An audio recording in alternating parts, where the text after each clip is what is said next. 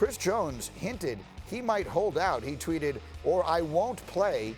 Le'Veon Bell told me about this." And just as a reminder for anyone who needs one, Le'Veon Bell, rather than playing on a franchise tag 1 year, sat out an entire season in Pittsburgh, got himself out of there, and then signed a big deal with the Jets. So let me come, first off, let's start, Damian Woody, with you. How important, for the fans who are wondering, well, I know Patrick Mahomes, and I know all those guys who score touchdowns. How would you put into words how important Chris Jones is to the Kansas City Chiefs? I think he's the second most important player on that team, to be quite honest with you. I know everyone talks about the Honey Badger, and the Honey Badger is a tremendous football player, but when you have a guy that plays a premium position, defensive tackle, not only that, but he's a pass rusher on the interior. I value those guys better than the edge rushers because you're closest to the football. And we saw last year when Chris Jones wasn't in there or when he was hobbled, that Chiefs defense was different with him, in that position, that compromising position. So I think it would be huge for the Kansas City Chiefs to get this guy locked up because he is that important to that Chiefs team. So, Mike Tannenbaum, you know that you have, in the back of your mind somewhere, Patrick Mahomes getting ready to get all the money in the world plus $10. So how are you handling a situation where Chris Jones, who might be your second most important player, is publicly threatening to pull a Le'Veon Bell?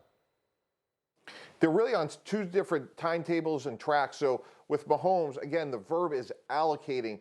Patrick, the more you take now, the less Chris Jones is you're going to have in the locker room. And remember, as you pointed out, Greeny, multiple times, Michael Jordan made a lot more money off the court because he was so successful on the court.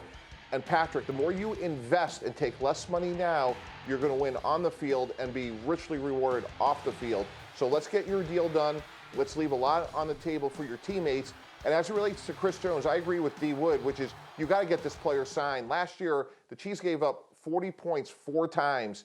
Chris Jones missed 3 of those 4 games. So he's a dominating player. You have to pay him. I don't think Chris Jones misses a paycheck, though. I think there's a lot of posturing between now and July 15th, which is the deadline to sign a long-term deal. So I don't think he'll pull a Le'Veon Bell. I could be wrong. But if I'm the Chiefs, I try to get them both signed because they're cornerstone players. Dominique, what do you think?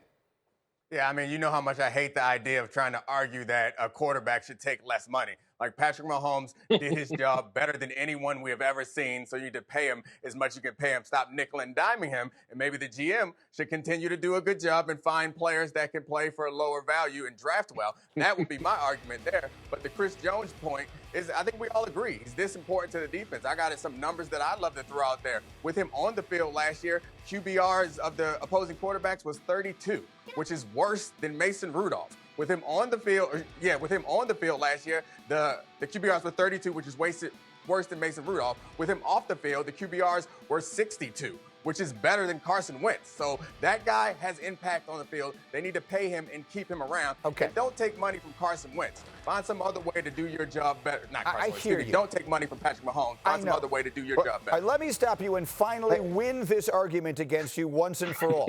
You are making both arguments at once. You're telling me pay Patrick Mahomes all the money in the world, and then you're telling me how incredibly important Chris Jones is. You can't keep all these guys on the team if the quarterback gets all the money, Neek. That's all we've been saying all along. Go ahead, Mike T.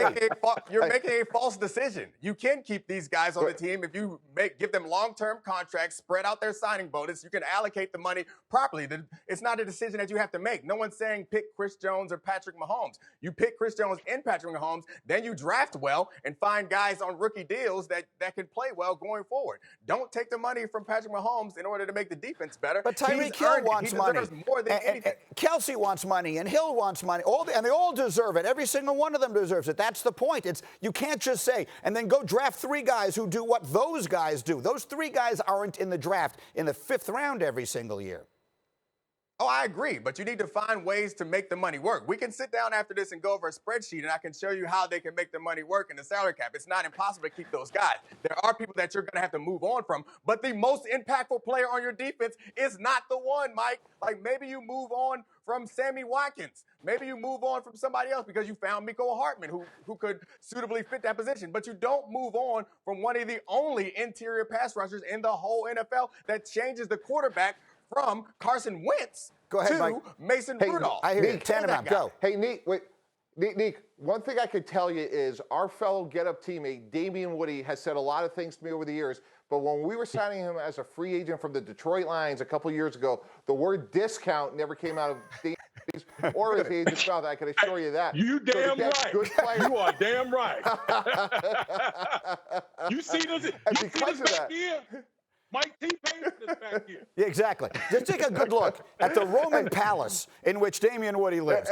I need to be invited, by the way. I just hate to take a moment here, if I may. We have now gotten to see everybody's house by doing the shows these ways, all of us on ESPN and most of television. There's no one whose house I'm more completely, absolutely fascinated by than Damian Woody's. Is that the largest room anyone has ever seen in their entire lives? I mean, you could, like chariot races are going on behind you.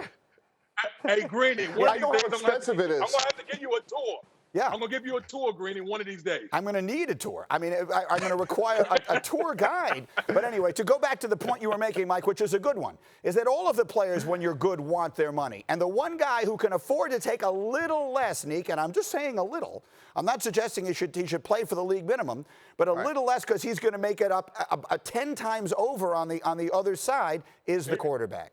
Let me be honest with you. Like, I understand the logic behind that. And if that's a choice that Patrick Mahomes wants to make, then I fully support Patrick Mahomes. But I do not feel comfortable coming on TV and propagating this nonsense and setting it up so that he looks like the villain if he takes all the money that he deserves. Because frankly, the salary cap is not big enough to pay Patrick Mahomes how much he deserves. He deserves multiple hundreds of millions of dollars for his impact on that team and his impact on the league. So if he chooses to do that, that's fine. But I'm not going to contribute to create an environment where players feel like they need to take less so general managers' jobs can be easier. Thank you for watching ESPN on YouTube. For live streaming sports and premium content, subscribe to ESPN+.